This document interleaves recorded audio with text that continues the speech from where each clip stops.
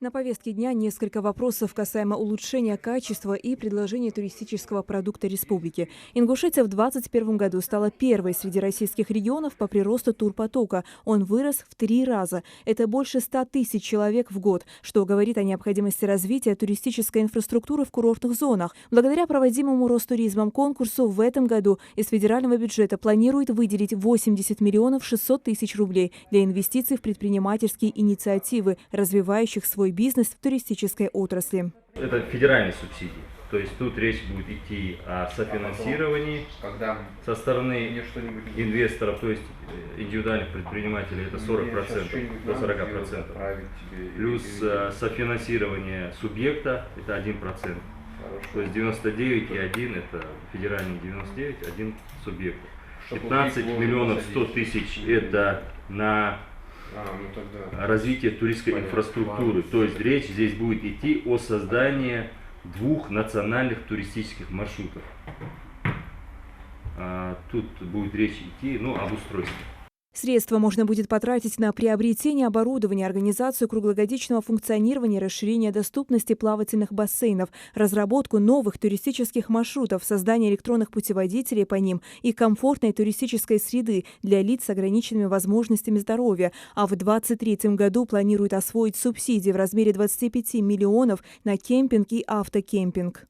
Многое будет зависеть не от нас, будет зависеть от индивидуальных предпринимателей, которые будут добросовестно выполнять свои обязательства. То есть действительно построят, обустроят и так далее, создадут именно эти мероприятия. То есть тут по прошлым годам немного контрольные функции были немного такие не очень сложные.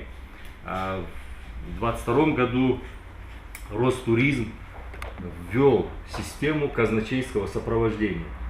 У многих, может, есть на слуху, что это такое. То есть речь идет о том, что каждый рубль, который вкладывается в общую копилку, будет контролироваться или подтверждаться, документально должен подтверждаться. Начав совещание с предстоящих задач, сотрудники Комтуризма плавно перешли к проблемным вопросам. Один из них – некомпетентность туроператоров, как ингушских, так и из соседних регионов. Многие туристы жалуются на недостоверность предоставляемой гидом информации об истории местности.